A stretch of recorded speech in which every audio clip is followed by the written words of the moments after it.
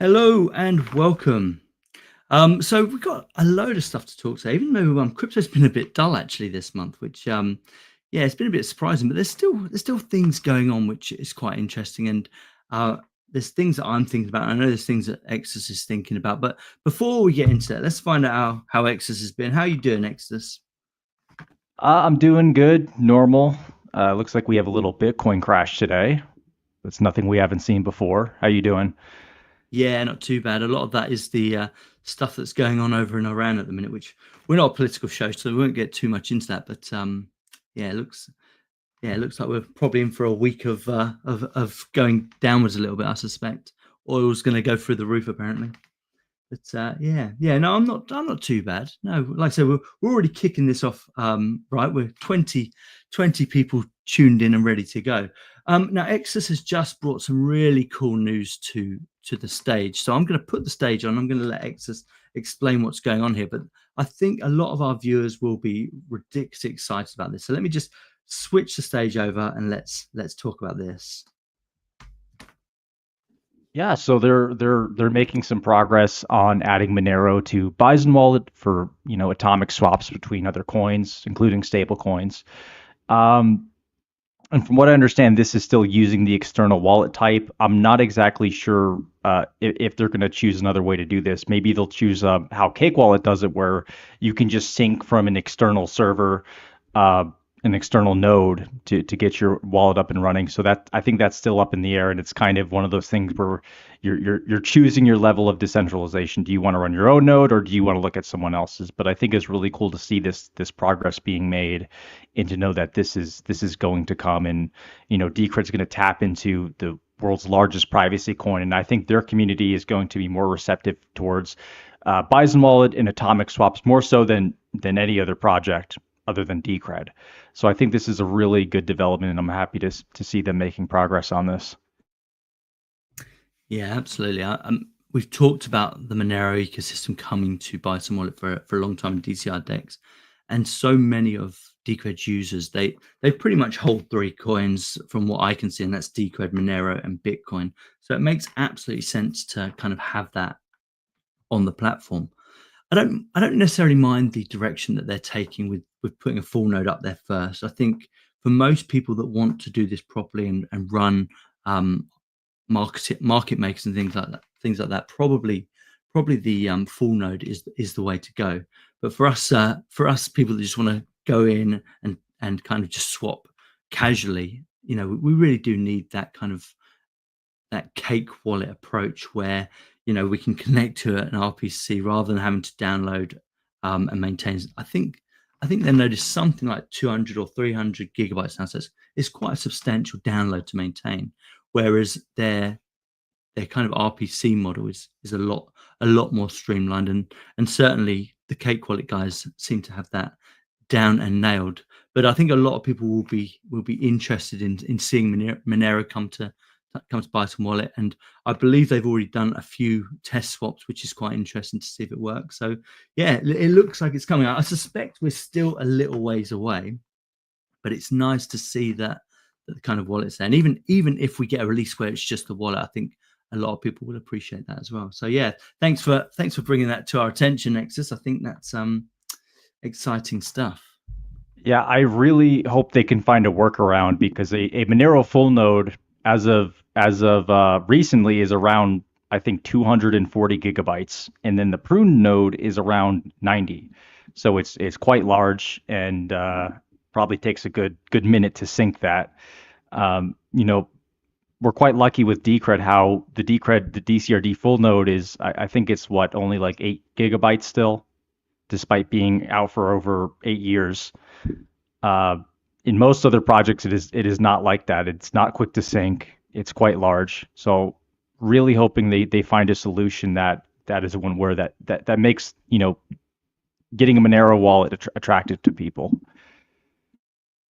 Yeah, I mean, for this show, I've been doing quite a bit of research on the Monero wallet actually, and based on Dave's his comment, which we're going to go into deeper discussion, and you know, running the pruno definitely makes it a little bit better for sure.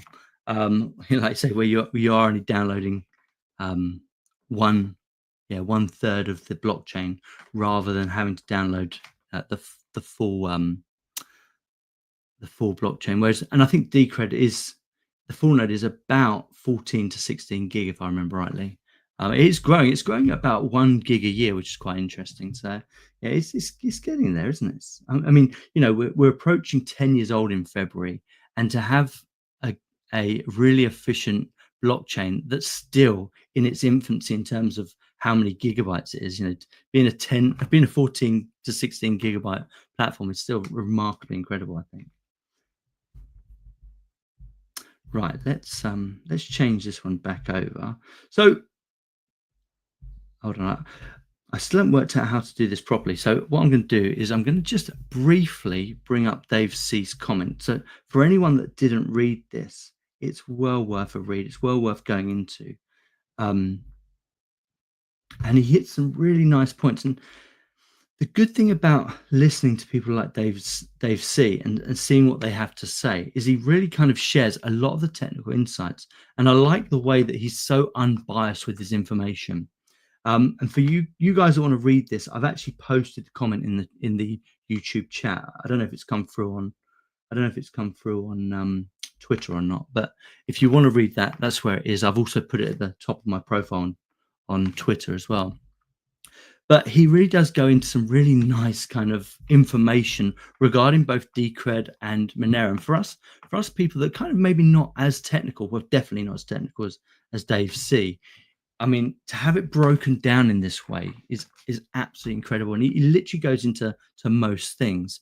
So here's the original post from Monero Pepe, who kind of proposes that he's a normie and he's just going to do some research into Decred because people have asked him to. Now, I don't know about you, Exodus, but the first thing I thought to myself, for anyone that wants to do research into a coin now, why wouldn't you just use Grok? If you know absolutely nothing, you can build up a really nice foundation just by saying to Grok, hey, can you tell me the top 10 things about this project? I mean, I used to do a lot of my research very fundamentally by going to every single website, every single blockchain and looking into each things. But there are so many blockchains to follow that actually becomes quite a hard task. And this is one area that I really like AI, where AI, I think, has changed the way that I do a lot of my initial research now. I mean, what are your general thoughts on this post and the way that he approached his initial investigation?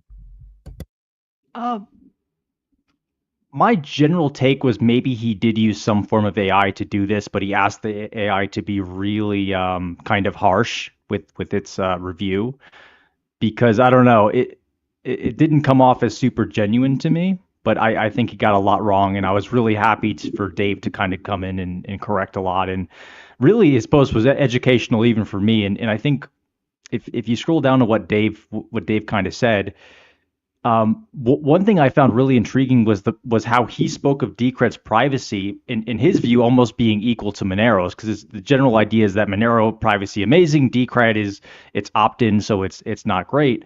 But he talked about all those different trade-offs you have, with the default privacy, and how Decred's privacy is quantum resistant, how the chain is still audible. He made so many great points on the strengths of Decred's privacy, and, along with everything else. But yeah, the review of Decred by Monero Pepe wasn't very accurate, unfortunately, and it was a little bit, it was like, oh, I don't understand the hybrid proof of work, proof of stake, therefore it's prone to bugs and it's dangerous. And it was like, nothing has happened in over 8 years. Like, how can you make these claims? And there's definitely a little bit of maximalism in there. And I don't think he ever replied back to Dave's counterpost, which is funny. In this day and age, it really doesn't serve anybody to not do proper research. And that was the first thing that I noticed about his post, where it was very flippant. Oh, it's got governance, but it's probably rubbish. Or, it's got this hybrid proof of stake, proof of work, but it probably doesn't use the proof of stake to secure the system. And it's like, come on, man. It's the rewards are so low for miners. How can it possibly be secure? And even if you run the most basic Decred analysis through Grok, Grok actually does a really good job of telling you about all these parts, even if you ask it very, very minimal. So I think, it I don't know, it just doesn't, this maximalist stuff, it just absolutely, it's not genuine, and it doesn't push forward to good narratives. I know you want your coin to win, and everyone should want their coin to win, of course. But if you can't have an open conversation and an open debate for how this stuff works, you're basically feeding a machine of absolute nonsense. And I think, who does that really benefit? If I hold Monero and I hold Decred or whatever, I actually want the best information I can possibly get, because at the end of the day, it's an investment. So you want to be making sure that you understand what the threats are. So when something comes up, think, okay, is Decred protect against that? And you only got to look at what's happening, or the potential of what's happening in Iran. And once again, not a political show, but if they do succeed in cutting off oil supplies and the oil goes through the roof, what's the first things that's going to be hit by that? Things that heavily consume energy. And you look at the ASIC miners. There's no way that if an energy shortage happens, that will maintain that level of kind of ASIC resistance, or not. No, that's the wrong term, but that level of mining hardware. A lot of people will have to start going back. And this is, these are some of the things that I particularly like about Decred, is they really have thought about all of these different mechanisms, all of these different attack vectors, to say, okay, if this happens, what does Decred look like? And when we changed the mining algorithm from being an ASIC only mining algorithm to what is now a GPU and possibly CPU, but not really CPU, it becomes a lot more efficient to run. We don't require specialist hardware, and it can run in the background. And obviously, one of the big things is it doesn't require huge amounts of hash to be equally as secure, which is an absolute incredible mechanism. And the way Dave put that was brilliant, really. Just before I let you take over again, but in terms of the privacy, Dave highlighted three kind of trade-offs. So the first one was the inflation prevention. The second one was the ease of changing the cryptographic primitives, and the third was the pruning mechanism. And sorry, the fourth was ease of use. And the one area that Monero come out top was that ease of use, where Monero could just turn on their privacy. Sorry, their privacy is already turned on, and a user doesn't have to turn it on. They don't have to go into it. They use it as default. And that was the one area that kind of Decred users have to kind of get, if they want privacy, they have to go in and they have to turn on. And anyone that's used Bison Wallet knows exactly how simple that is. Literally just click a button. Yeah, absolutely. There were a few other weird things in that post. I believe he said because there was a 21 million coin cap, all it did was benefit the early holders, which I thought was really funny. But it's great to see Dave being active on Twitter, and I believe, I don't know if you scroll down, you can see how many people saw that post. It was, I think, several thousand at least. But look at the size of this post. It's just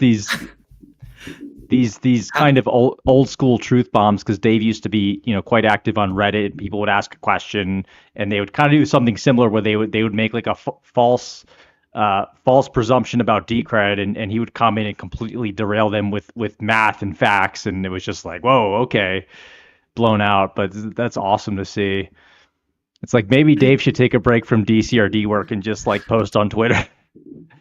That'd be a fun job. Yeah. It gives the community ammunition, because a lot of us, especially when it comes to Monero, Monero, for me, the privacy is a complex beast. But Dave has kind of really pointed me in the right direction with how it works with this post, and it allowed me to do further research, which before that I wasn't able to do. I couldn't really get my head around it. It's even like the pruning mechanism, which here it is here. So even the pruning mechanism, I didn't understand the fact that the way that Monero prunes is it basically shares out all of the ring signatures across several nodes. So when you download a pruned version, you literally just download one of them and you can operate. And I thought that was quite interesting. I didn't particularly understand that before. most pruning mechanisms tend to have these archived areas. So they have a flag that says, hey, you can prune from here or something like that. And he also highlighted the fact that Monero's pruning is already better than what Bitcoin has. Apparently in Bitcoin's pruning, the user that has to download the full node first, and then it has to work out where it wants to prune from, which I thought was incredible. I would be interested to know what the future of Decred's pruning looks like. And I know Dave did say, so for instance, in Monero's case, they always have to maintain 1/3 of the chain. So if the chain gets to 300 gigabytes, a prune node will be 100 gigabytes. If the chain gets to 600 gigabytes, the prune node will be 200 gigabytes. And the one thing Dave did say in this post is it doesn't need, Decred doesn't need pruning because it is so small. As we said right at the beginning, it's like, 12 to 16 gigabytes or something like that. But when it does have it, no matter how big the chain gets, it can remove all of the used UTXOs and actually reduce the chain to just several hundred megabytes, which is incredible. So you get this terabyte chain, for instance, and then you can prune it down to a few hundred megabytes, which I think that's incredible. And that's certainly the way that I think will future-proof blockchains. And if you think longer than 10, 20, 30, 40 years, you start looking at the kind of 50 years plus, it doesn't take long to realize that even in Bitcoin's infancy of 16 years, the node now is well over half a terabyte. So by the time it gets to 30 years, you're looking at a terabyte of data. And same goes for Monero, and same goes for pretty much any other popular chain. And things like Solana, I think they're producing a terabyte a lot more frequently. And I'd hate to say that it's a year, but it certainly is a lot more frequently. And it's, if you want to remain sovereign, if you want to kind of have every user on the platform being able to run a full node, pruning is going to be absolutely vital, I think. Yeah, I'm really excited for that to see if they can get it that small and to see how fast everything syncs and how many people decide to spin up a few full nodes at their home because it's so easy to do. But yeah, that was just an excellent post. If you haven't read the post, it's pretty easy to find. I think just go to Dave's Twitter account, Real Dave CGH, I believe, and you can find the post by clicking replies. He also had another post talking about Decred scaling and how we're already doing thousands and thousands of microtransactions via Bison Relay, because with every message sent on Bison Relay, it's actually a transaction using the Lightning Network, because every message costs some amount of Decred. So we're already doing thousands of these microtransactions every single day, which is super interesting to point out, and especially with Bison Relay community is currently quite small. But to think that can scale massively is kind of amazing. Excuse me. Yeah, this is what a lot of people don't also realize is because of the Lightning Network, Decred's Lightning Network, we actually have this off-chain capacity, this privacy for transaction in the thousands, which never gets seen on chain. The only thing that gets seen is the channel setup and the channel closing, and everything that happens in between is pretty much invisible.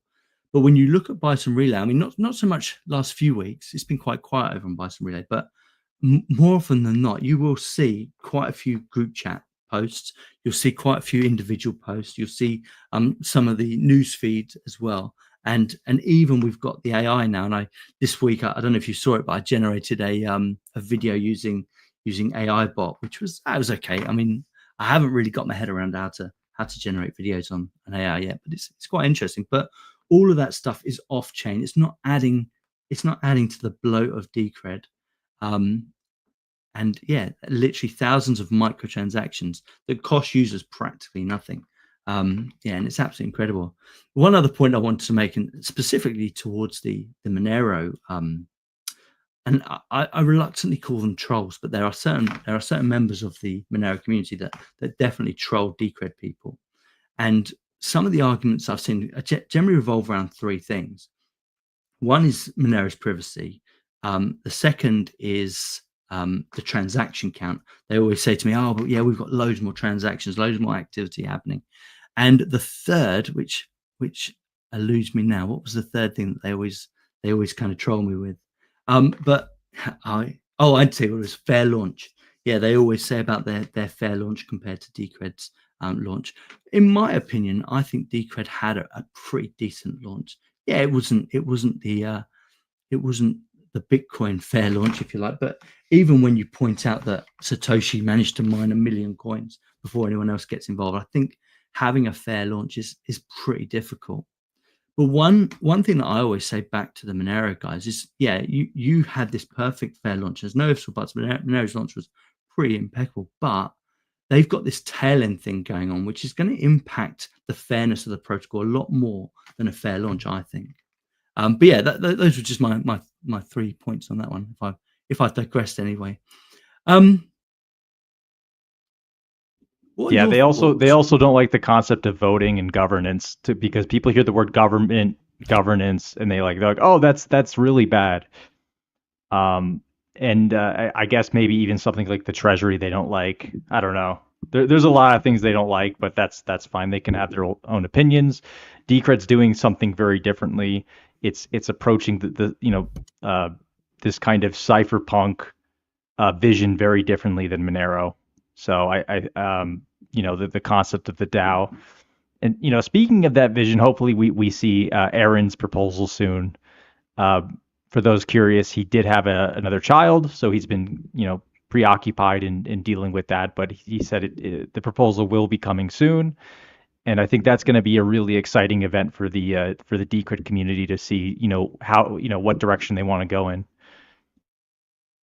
Yeah, well done, Aaron, and I hope it's all going well. And I'm optimistic for you, man. But a few weeks of having a kid, you're hardly over the hard stuff yet. Changing nappies and all the rest of it, I tell you. But yeah, great stuff, and I'm genuinely looking forward to that. But no, good point on the governance. In actual fact, that was one of the points that the guy did make, wasn't it? That he said that because of Decred's voting system and proof of stake, a lot the majority of the power goes to those people, those that have the money. And I really liked Dave's response. Let me just see if I can see what Dave said to that, because I thought it was brilliant actually. Um, he said basically that yes, it it definitely it definitely goes to the power of the stakeholders, and stakeholders become the wealthier parties. But his take on that is, actual fact, isn't that the same with pretty much every mechanism you see in crypto? So for instance, if you have a pure proof of work system, what is the difference in letting the proof of work miners mine all the coins compared to letting the stakeholders, the coin holders, actually have some of those coins? What are your thoughts on that? Would you say that is any different? Would you say that the miners are less wealthy because of that? Sorry, could you repeat that first part? My question. Basically, they were saying that the governance and staking system centralizes all the wealth to the stakeholders.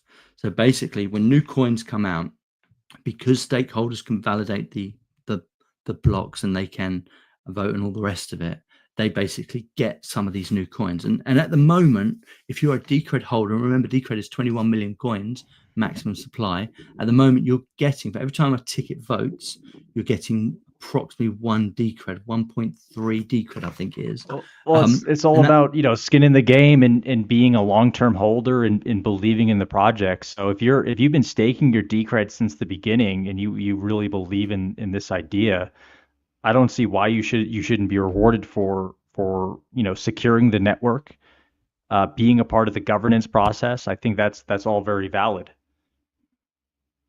yeah, and I And and, mean, and, and as we've seen, people are selling. People are selling a lot. If you look at all the buying on the decks, I mean, it's like hundreds of thousands of Decred is being bought over even over the past 6 or 8 months.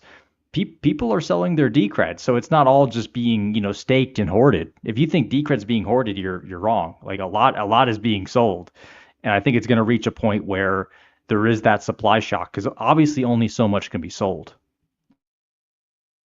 Yeah, absolutely. And I mean, just to final up on that point, a lot of people say, yeah, but the miners are better off getting all of the reward because um, they've got overheads, whereas coin holders don't. And that's something that I fundamentally disagree with. I think coin holders have definitely got overheads.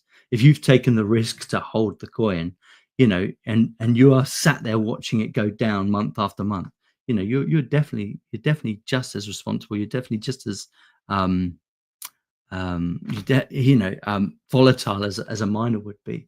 And from what I've seen, this does tend to be the case. Like you said about people selling, a lot of those coins um, are coming from what was the old mining system still, and we're still kind of a long way from getting a core group of holders. So, at what was the price this morning? $14, I think it is. At $14, anybody can still get into Decred. This idea that it's centralizing into the hands of a few, I just think that's absolute nonsense. If you wanted to buy a ticket today, it would cost you, I think it's $2,000, and you could have a ticket. Now that to me, if you bought an ASIC today, you're probably talking about $5,000. And I don't know how quickly you could mine Bitcoin with a single ASIC. Probably not very, but those are still overheads. Having to buy a ticket and wait for it to kind of and wait for it to mature so you get your reward. Yes, yeah, I think so. I've never really bought into that argument that it I've never really bought into that argument that state proof of stake doesn't work. And I think if you want a really good system, you have to include the coin holder into it. If you don't include the coin holder into it, what's the incentive? You're kind of wishing and hoping that you don't get diluted all the time. You are getting diluted. So no, I like that. I like that a lot. Um, what else was you just saying? Let's see. The price of a ticket right now is about $3,000. Oh, it's three So thousand. yeah, and so we have an exchange rate of $13.30, and then the ticket price is kind of high, about 250 Decred. So hopefully the ticket price does fall to around, and maybe a ticket will be about $2,500. But obviously the ticket price jumps, around a lot, and a lot of people buy those dips. But really interesting, price movement here. Bitcoin falling. We were holding that kind of $14-15 range for a while there. Treasury is still worth about $12 million, which is awesome. So we've been kind of in this lower range for a while, and I think in a lot of other projects the treasury would be eaten up pretty fast, but we're quite conservative with the treasury spending, and the treasury is only growing, which is really great to see. I mean, I look at quite a few treasuries, but the one that I follow or did follow quite a bit was the Nano Treasury. Now they literally all of their coins went into circulation from day one, and they put um, I'm probably going to get this wrong. So if there's nano people listening, I apologize for getting wrong, but I think it was 7 million nano into their treasury. And it literally took about 6 years, and it's completely drained. If you look at the wallets now, they're completely drained. There's like 1,000 nano left in them. Um, which, when you look at Decred's treasury, and because it didn't all get mined in one go, and because 10% of the block reward is going in there for every single block, it's gradually building, and it shows the responsibility. When I joined the project, God, this is a while ago now, 2019 or 2020, something like that. The treasury was 600,000. And I remember thinking then, wow, this is going to get zapped up really quick if we don't act responsible. And since then, even though we've always been in these kind of, well, since I've joined it, I've only seen one bull market where we went up to 200, and then since then, since becoming a contractor, it's gone down, it's gone down, it's gone down, and the treasury has just kept building, which is absolutely incredible. And the other matrix that I always look at when I'm trying to justify if people are still interested in Decred is the number of coins being staked. Now, there are currently, hold on, where's that? There it is. 16,800,000 coins in circulation out of the 21 million, and over 10 million are being staked. Now, if that's not a good signal, I don't know what is. Yeah. I just sent you a pretty funny Jake meme on Element.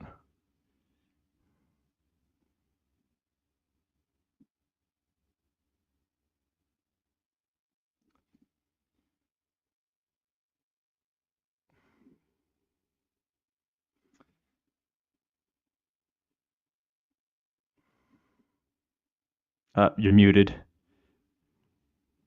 Sorry about that. You guys thought meat space voting worked. There you go. And that is talking funny. about. It's like, you guys just learned that voting doesn't really work. It took you this long.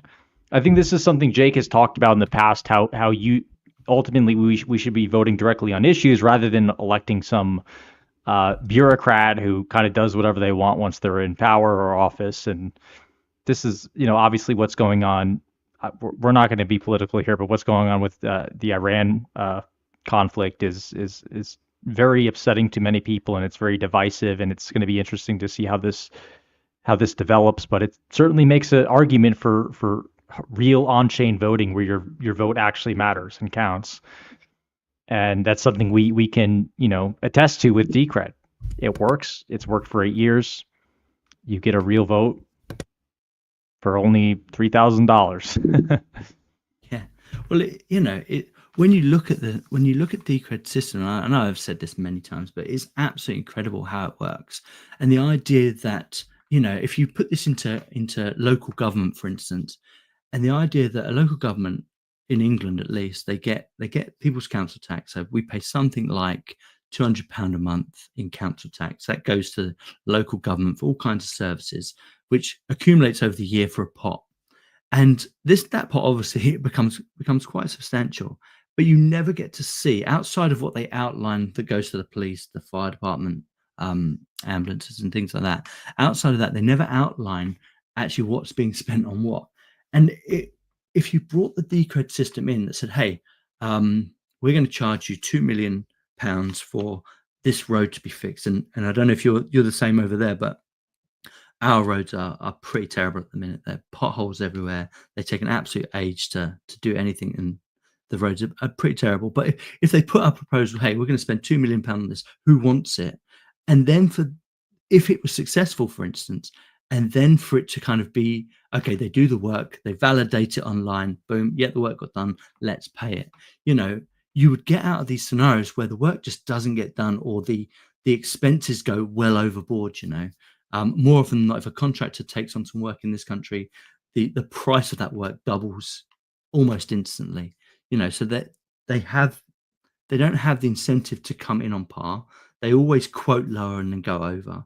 Whereas with Decred system, it's like, well, you can't go over because that's how much the proposal is. That's how you've said you're going to do this work.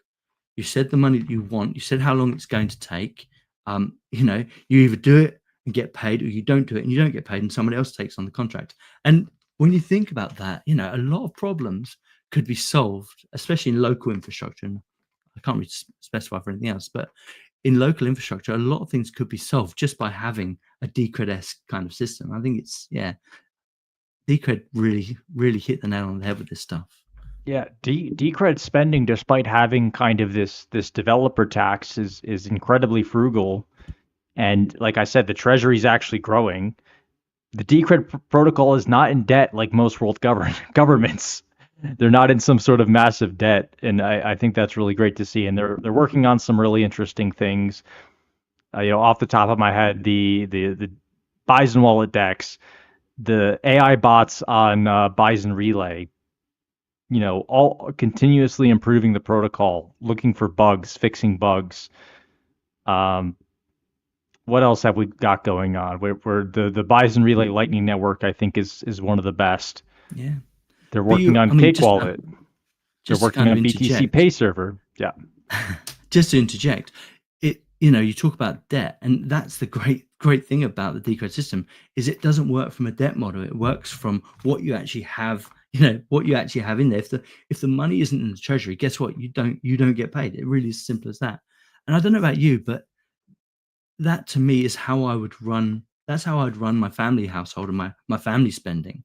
And why we would apply any other model to any other principle, kind of, it doesn't make any sense to me really. But yeah, sorry, Exus, I interrupted. Sorry, no, that's great. You brought up Politeia to help refresh kind of what we've got going on right now. They are working on BTC Pay Server, though I read they might need to make some internal changes because Decred's a little bit different than Litecoin and Bitcoin. Uh, there has been some work on Cake Wallet, and I believe there were some issues with the iOS version, but they're fixing that. So there's good progress being made across the board. And then obviously we started the episode by showcasing Monero's. It's coming along. And yeah. Yeah, I don't know. Let me just bring the Monero one up again because when we showed this, we had like 20 people watching. Now we've got 228 people watching, so it might be worth just kind of saying, look, this is the repo from GitHub that's been going on for Bison Wallet DCR DEX, and as of 2 weeks ago, they've started testing the Monero full node wallet. I'm not sure if it's a pruned wallet or a full node. I believe it's not pruned. I believe it is full node. And for anyone wanting to do market making stuff, that's probably the one that you're going to want to use. But we always get these questions: when's Monero coming? And as you can see, it's getting there, And I also made the point that in the Decred community, most people, from my understanding, that are long-term supporters of Decred, they do tend to hold three coins, and that is Decred, Monero, and Bitcoin. So it's a very welcomed integration, and it'll be interesting to see how long this takes. I suspect we're still at least 6 months away, if not a little bit longer. But progress is happening, so it's good. Yeah, I'm really looking forward to when they get Monero working and hopefully we really boost Bison Wallet to these other communities and can get people excited. And Monero has quite a big ecosystem, and they have a lot of different media. They have podcasts, they have live streams, and getting this on there, I think, would be a great boon for Decred. So looking forward to that. And like we've kind of discussed in the past, maybe a proposal on their CCS system would be cool. But obviously, that's up to the developers how they want to navigate that. Well, I said before the show, before we went live, this is something that I would personally like to kind of go forward with. And even if it fails, I'd like to put the thoughts out there and kind of the approach out there. So it's something that I'll probably be working on over the next month or so. I've got a little bit of time over this summer. The kids are at home. We're not doing school runs and college runs and things like that anymore. So I've got a bit of time. So I'm going to make an effort to put some kind of document together that kind of outlines the approach that I'd like to take with that. And I do see, and I don't want to harp on about this because if you missed the last show, we did talk quite extensively about this, but I would like to approach the other communities, the other treasuries, and get them to get involved in the funding, get involved in the developing, and get involved in the market making as well. And if that means putting together a proposal just for marketing research, I think it could be ridiculously beneficial actually. So that's something that I'm looking at doing and putting it to the community and see what they think really. You said something about stablecoins. Stablecoin summer. Now, I don't know if you've been following this. Let me just go to the other screen. But I don't know if you've been following this. But apparently, hopefully you have, because it's your Congress that's putting it through. Apparently, there's two bills going through at the moment that will enable companies like JP Morgan, and all the big banks, like I don't even know if Citi's a big bank anymore, but I think it is. But all the big banks in America to actually issue their own stablecoins. Apparently, some of these companies have already been playing around with it, but this will allow them to issue stablecoins. And there's been a lot of talk about this being absolutely huge, and this movement to the predominant stable coin. One thing that I picked up on it, and I don't know if you've read any of this stuff, but one thing I picked up on it is that part of the bill says that they are not allowed to pass on any of their interest or yield or whatever to the customer.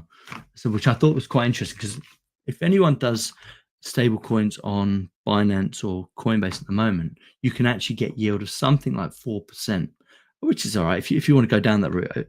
I actually stopped doing it a few years ago because it made the tax side of things really, really complicated. When I do my tax returns each year, they kind of go over my books with a fine tooth comb, and having all of these daily transactions where I get like a couple of cents, it is like, it's hard to justify, unfortunately.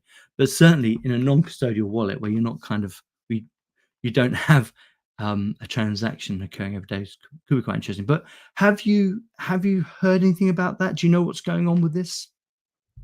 Well, I haven't really looked into it. It's as far as USDC goes, if you hold it on Coinbase, you do get 4% return every year, which is pretty good. And if you spend USDC, you get around 0.5% back on every transaction, which is pretty interesting. I don't really know what to make of this. Especially again, you already have USDC, which is regulated. It's been out for years. I think it's been out since 2018. It says it has a market cap of 61 billion. Yeah, I don't have any strong opinions on this. I'd be, what is this going to look like? Are we to have a stable coin for every single bank? Stay Like the guys over on Unchained were talking about it as if it was the stable coin wars, but the biggest difference for the end user is not being able to get yield. And I believe if these acts go through, that will also include any other coin that is represented in America. So that will include USDC, but it won't include USDT. So one of their thoughts is that it might put USDT in a much stronger position. It might weaken USDC and open the competition for them. As a secondary point, is USDC and Circle went public, I think it was this month, and they literally, from their public sale, they raised billions apparently, which was quite interesting. It was the biggest launch of a crypto project apparently, or something along those lines. But yeah, it's all heating up in the stable coins, and I don't mind the stable coins. If you think back to when the last boom was in 2021, when Decred went up to something like $200, at that point you knew, pretty much all of us knew, that was a bubble. So what we were trying to do is move our funds between the projects to safeguard as much of that profit as possible. And at the time, the hardest thing to do was actually get it back into fiat. The minute you took that kind of money back to fiat, the tax implication was absolutely huge. But being able to move it to USDT actually wasn't a possibility it wasn't a huge possibility, especially on Bison Wallet, because it was only Ethereum. If you remember rightly, the fees for moving on Ethereum was absolutely ridiculous at the time. Whereas now, if and when we do get another cycle where we hit these booms and everything looks like a bubble, as it inevitably will, we do have quite a strong stablecoin market. So you can say, right, well, we know that Bitcoin is a safe haven. We know that USD is a safe haven. So you can move your money between them, and it's quite nice if you are hedging during boom times to have that option. It was one of the reasons I was quite happy that Bison Wallet actually included both stablecoins, USDT and USDC. And just one last point: the last time that we had the boom, it was UST, and if you go back, you'll find mine and Exodus's discussion on that as well, where it completely imploded. So if you were holding UST stablecoin, you would have lost everything. So all of those profits that you gained that you were holding onto, you'd have lost everything. So I don't know. Do you think stablecoins are stable now, more than back then when kind of Well, UST yeah, was I think dominant? USDC is quite stable. I mean, they back every coin supposedly, but with a real dollar in a in a bank vault. So, which I just know it's regulated. I personally wouldn't trust USDT, but I think USDC is okay. Obviously, they can go in and censor your transactions if they don't like you, which is scary. But yeah, what do you think of USD Day? What's that? die, yeah. I Day like die. die, yeah, die, yeah. DAI. Um, I don't mind actually. I haven't used it for a while. For me, USDC has taken over in terms of that moving from and to Decred. Um, using USDC for me is ridiculously easy.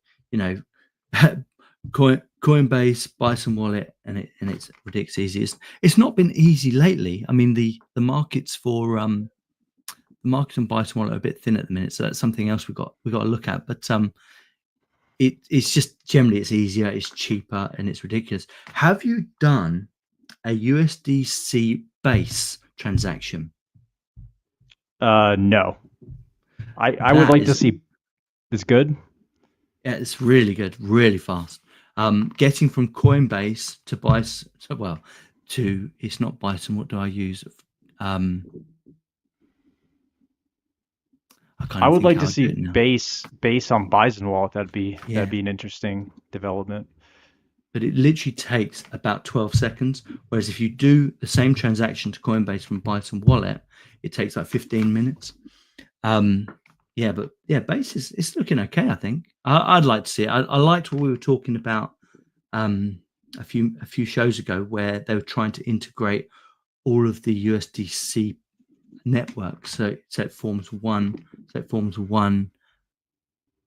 exchange type, my wording's always terrible on this, but basically you have USDC from Polygon, USDC from Base, USDC from Solana, but it actually only forms one exchange type, one pair, which I think that would be quite useful. I think that'd be quite good.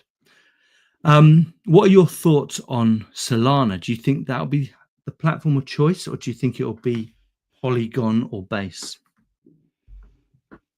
I think base is positioning itself. I mean, Solana goes down, but I think base is really positioning themselves. Coinbase, for they're going really hard with the base protocol. It's clear they believe in it. It's one of the reasons I think it should be added to Bison Wallet is maybe that could be a stepping stone, a pathway to getting listed on Coinbase. Uh, to say like, hey, we have atomic swaps with your chain that you hold dear. Maybe you could help us out as well. So, I mean, that's wishful thinking. But yeah, I mean, Solana goes down, so I think base is probably a good candidate. Yeah, I mean, Solana still seems very, very experimental at the minute. And I mean, I know the Solana guys will probably rip me apart for that, but it does still seem very experimental. And I think with all of those platforms, I don't think anybody can actually run a full node. I would, I would hate to think what it takes to run a base full node, or even if it's possible. So maybe that's one factor that is ridiculously centralized. But then I wouldn't be able to run a Solana full node, and I definitely wouldn't be able to run a Polygon full node. Hence, we on Bison Wallet we use the RPCs, so you connect to somebody else's, and it's the same with Ethereum. It would be really cool to see a stable coin like Dai that develops its own lightweight platform, so you can actually all users can actually run a full node for that, which or even a lightweight client would be quite cool. In terms of USDT, I don't know what to think about them. Many times I've thought, no, this project just looks awful to me, and they're printing money left, right, and center. But they just seem to survive, don't they? They seem to have cleared up their act a little bit in terms of the reserves that they're holding, but then that's never been proven. But they've been around for quite some time now, so yeah, hedging between USDT and USDC is going to be quite an interesting one to see which one comes out on top. But I still think USDT's probably got it's probably still got a lot more lot more room to grow. So yeah, I can see stablecoins being a big part of the ecosystem for some time to come. And when merchants finally come as well, I also think that merchants will probably prefer to take stablecoins than they would initially take things like Bitcoin or Decred and things like that. So gateway drugs, if you like. Yeah, absolutely. Yeah, so it's interesting. We're about the 50 minute point, 262 viewers. So well done. Thanks for tuning in. If you've got any questions, ask away. Always great to hear from you guys. I was going to cover a thing on the biggest leak ever. 16 billion logins and passwords have been exposed. But I I don't think it got verified. And I think in actual fact, it wasn't as bad as the initial reports were showing. I think it was just the hashes for those passwords that got exposed. So I think that was a null event in the end. But if anyone knows anything about that, it'd be interesting to hear, because apparently Google and Apple were involved in that. But it doesn't look like any massive impact has happened there. So a bit of a non-event. And fantastic work, Dave C, for coming back online onto Twitter and putting your point out. And it really does help. It really does help Decred grow when you have that level of understanding about how things compare against other projects. And even every time I talk to Dave, I learn so much. Yeah, definitely going to be an exciting, next few months with what comes out with Bison Wallet. I'm not exactly sure how far along the mesh is. I think obviously it's very complicated. They are making progress. Uh, but yeah, what's going on in the world coupled with what's happening in Decredit, it's going to be an interesting few months on kind of where we go. But yeah, the password leak stuff definitely. I think you were trying to relate that to kind of Bison Relay and how that's kind of metadata minimized and that kind of leakage wouldn't happen with that. Yeah, I think so. I mean, anything that happens where passwords and user logins get exposed, basically highlights what we're trying to do here. In terms of not giving over your data into the next phase of what the internet wants to be, and everyone wants your data still, and it's only getting worse. And even AI, my suspicion is AI is collecting a hell of a lot of data from their users, even more than what the typical Web 2 was. So moving over to things like Bison Relay, where you have this accountless thing. I'm putting together a video now. It probably won't be ready for a few months, but where it basically looks at having a singular account and what you can do with that singular account. So rather than going into a platform, signing up for a service, handing over your address, handing over your bank details, handing over every piece of information about yourself, with Bison Relay, you just say, hey, I want that digital good, or I want that in-person good. You scan the QR code, or give them your address, or just click the tip button, and voila, no information about yourself has been shared. And it really, to me, is a ridiculously logical approach to what comes next. Having an internet that works more like an email client, where you basically have a list of addresses and you say, hey, I want to transact with that person in my address, and only you and that person know about that transaction. And even then, minimum data has been shared.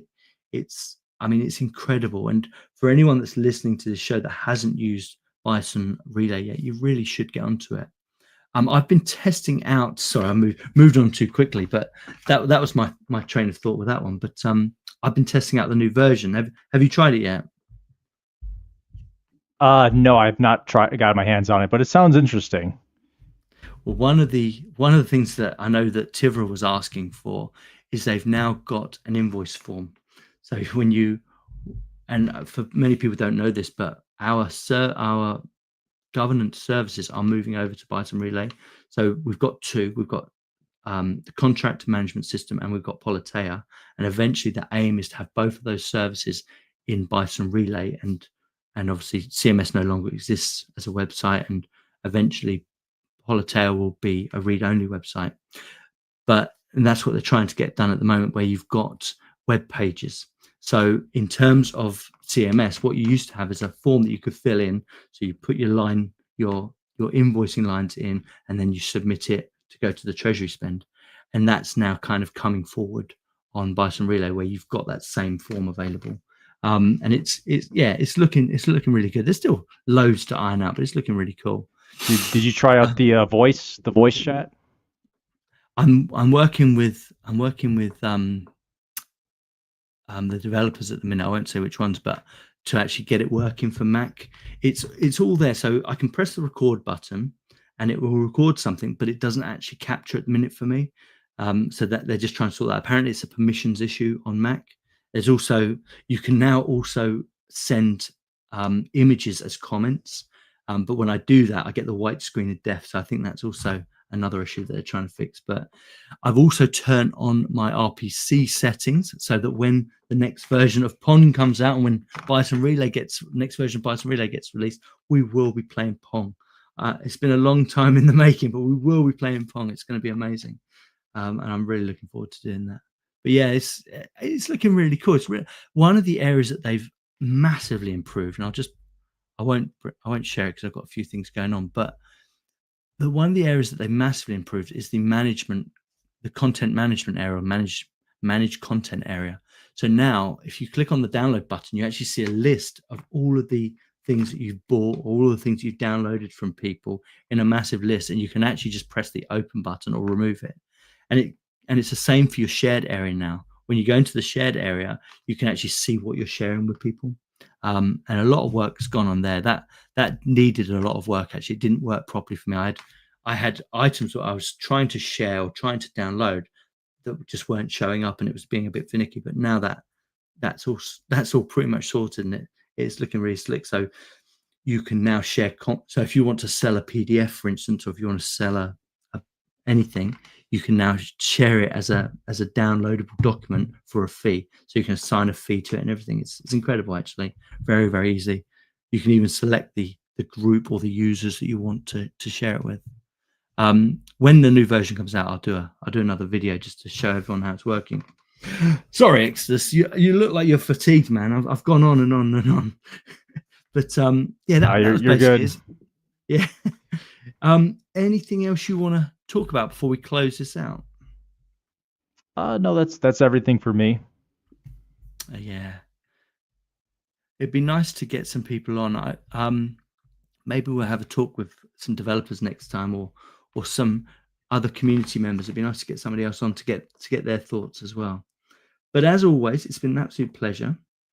Are we doing a Twitter space, or are we going to leave it this month?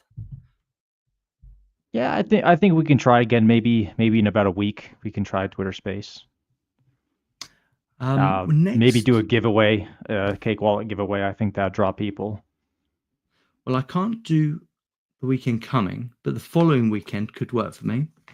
So maybe we could schedule it in advance, schedule a giveaway, maybe schedule for some people to come on and talk so people know about it in advance. The last Twitter space we had, I think we had 2 people join in. So it's obviously if we're going to do this and we're going to make it a regular thing, we do need people to come on. It's more for getting community feedback than you and I talking, isn't it? So yeah. All right then, man. Well, thank you everyone for coming by. 277 people viewing live right now, which is absolutely incredible. Thank you for tuning in. Always a pleasure, Exitus. You enjoy the rest of your week, and I'll see you in a couple of weeks for a Twitter space. All right. Yeah. Take care. Cheers, buddy. Cheers, everyone.